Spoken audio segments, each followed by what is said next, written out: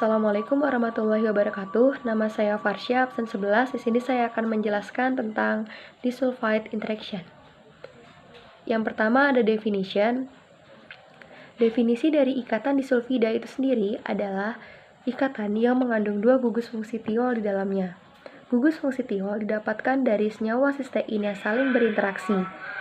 Ikatan ini juga sering disebut sebagai ikatan SS dan jembatan disulfida. Selanjutnya, ini merupakan contoh dari ikatan disulfida. Di sini ada sistein dan sistein. Mengapa sistein? Karena sistein merupakan satu-satunya senyawa yang mengandung gugus sulfhidril yaitu SH, yang apabila berikatan maka akan membentuk ikatan disulfida yang ditandai dengan ikatan SS ini. Di sini ada hasil samping berupa 2H+ dan 2 elektron. 2H+ akan berikatan dengan NADP sehingga membentuk NADPH dan 2 elektron akan mentransferkan energi kimia ke dalam sel. Selanjutnya ada function. Fungsi dari ikatan disulfida adalah untuk menstabilkan tertiary dan quaternary protein, baik itu protein intra maupun protein multisubunit antar protein, seperti rantai insulin A dan rantai insulin B. Properties yang pertama adalah ikatan disulfida merupakan ikatan yang paling kuat di dalam protein. Yang kedua, ikatan disulfida memiliki panjang 2,05 angstrom atau 0,5 angstrom lebih panjang daripada ikatan C dan C. Dan ikatan disulfida apabila berikatan dengan R yang sama maka akan disebut sebagai symmetrical disulfide, contohnya disulfida dan diphenyl. Apabila berikatan dengan R yang berbeda maka akan disebut sebagai disulfida campuran atau asymmetrical disulfide. Terima kasih. Selanjutnya saya akan menjelaskan tentang salt bridge. Salt bridge terdiri dari dua komponen, yaitu hydrogen bonding dan electrostatic interactions. Pada electrostatic interactions terjadi karena adanya ion positif dan ion negatif yang ada di protein, sehingga mereka cenderung akan membentuk ikatan ion. Contohnya di sini ada ion negatif dari gugus asam karboksilat dan ada ion positif dari gugus amina. Mereka akan berinteraksi dan membentuk ikatan ion. Dan dari semua interaksi non-kovalen, salt bridge merupakan interaksi yang paling kuat. Saya Muhammad Satria Nur Arfandi dan di sini saya akan menjelaskan tentang hidrogen bond atau ikatan hidrogen. Setelah salt bridge tadi juga terdapat ikatan hidrogen. Nah, ikatan hidrogen adalah ikatan dipol-dipol antara atom hidrogen parsial positif dengan atom parsial negatif. Nah, sebagian besar ikatan itu berada di antara residu yang berdekatan secara berurutan. Nah, kita lihat di gambar ini. Nah, di gambar ini di sini tertulis bahwa ada hidrogen bonding dan saya akan menjelaskan mengapa di sini terdapat hidrogen bonding. Nah, di gambar ini terdapat dua asam amino yaitu lisin dan glutamic acid. Dari lisin sendiri itu terdapat atom parsial positif yaitu H, dan dari glutamic acid itu terdapat atom parsial negatif yaitu O. Dari atom parsial positif dan negatif tersebut mereka mengalami interaksi dipol-dipol yang menyebabkan terjadinya hidrogen bonding. Nama saya Fira Aulia dari absen 13. Di sini saya akan menjelaskan tentang peptide bond. Peptide bond atau ikatan peptida adalah ikatan yang terbentuk dari hasil reaksi antara asam amino dengan asam amino lainnya, di mana asam amino yang satu akan melepaskan OH- dari gugus fungsi karboksilnya, dan asam amino yang lainnya akan melepaskan H+ dari gugus fungsi aminanya. Nah, reaksi ini akan melepaskan H2O atau air dan akan menghasilkan senyawa peptida.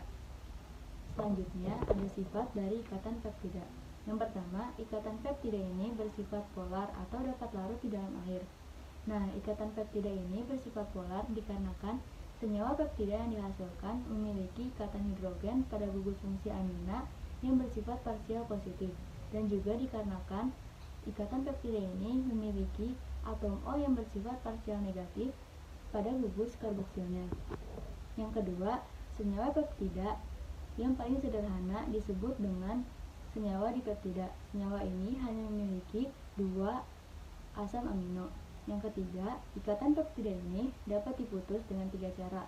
Yang pertama, dengan cara hidrolisis. Apabila senyawa peptida dihidrolisis atau ditambahkan dengan air, maka senyawa peptida akan terputus menjadi asam-asam amino pembentuknya. Yang kedua, dengan cara penambahan asam atau basa kuat. Dengan cara penambahan asam atau basa kuat ini, ikatan peptida bisa diputus walaupun tidak spesifik di mana tempat pemutusannya. Nah, yang ketiga, dengan cara penambahan enzim yang spesifik. Dengan cara penambahan enzim yang spesifik ini, maka pemutusan ikatan peptida itu bisa lebih spesifik. Contohnya, apabila kita memutus ikatan peptida ini dengan enzim tripsin, maka ikatan peptida akan terputus secara spesifik pada sebelah kanan asam amino, lisin, dan arginin. Assalamualaikum warahmatullahi wabarakatuh. Perkenalkan, nama saya Fakhrul Ahmad, saya absen 10, dan di sini saya akan menjelaskan ikatan yang terdapat pada protein. Dan ikatan yang akan saya jelaskan adalah ikatan van der Waals. Apa sih ikatan van der Waals itu? Ikatan van der Waals adalah ikatan yang terjadi antar molekul atau antar kutub pada suatu senyawa kovalen. Ikatan van der Waals merupakan ikatan yang nonpolar dan juga ikatan ini sangat lemah. Hal ini dikarenakan ikatan van der Waals hanya mengandalkan kutub-kutubnya saja atau parsial positif dan parsial negatifnya saja untuk saling berikatan, dan itu pun jika saling berdekatan. Hingga tersebut menyebabkan ikatan van der Waals ini sangat lemah. Lalu bagaimana ikatan van der Waals dapat terjadi? Seperti pada di gambar, terdapat CH3. Dan pada CH3 terdapat parsial positif yaitu pada atom C dan parsial negatif pada atom H. Ketika CH3 bertemu dengan satu sama lain yang mengandung parsial positif dan negatif dan mereka saling berdekatan, maka mereka akan saling berikatan, dan ikatan tersebut dapat kita sebut dengan ikatan van der Waals. Lalu seperti yang sudah saya jelaskan, ikatan van der Waals merupakan ikatan yang sangat lemah. Bukan berarti ikatan van der Waals tidak bisa menjadi ikatan yang kuat.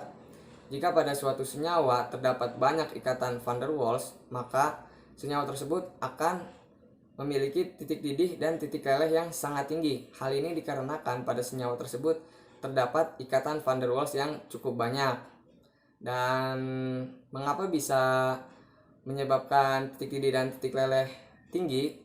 Karena energi untuk memutuskan ikatan van der Waals yang banyak itu sangat tinggi. Oleh karena itu, titik didih dan titik leleh suatu senyawa tersebut akan semakin tinggi. Assalamualaikum warahmatullahi wabarakatuh. Nama saya Laras Adistia Putri dari nomor presensi 15, dan saya akan menjelaskan tentang ikatan hidrofobik dalam protein. Secara umum, ikatan hidrofobik merupakan ikatan yang memiliki hubungan antara air dengan hidrofob. Hidrofob merupakan molekul-molekul nonpolar yang memiliki rantai panjang karbon dan tidak bereaksi dalam air. Nah, seperti pada gambar dalam PPT, yang berwarna biru itu merupakan rantai polar dan yang berwarna hijau itu merupakan rantai nonpolar. Mereka akan bereaksi membentuk folded protein, di mana intinya itu adalah rantai nonpolar yang berwarna hijau dan kulitnya adalah rantai polar berwarna biru. Ikatan hidrofobik ini sangat penting bagi protein karena dapat menstabilkan protein dan mengaktifkan protein secara biologis, juga dapat menurunkan luas permukaan protein dan menyingkirkan reaksi yang tidak diinginkan pada protein dengan air. Sekian penjelasan saya tentang ikatan hidrofobik dalam protein. Wassalamualaikum warahmatullahi wabarakatuh.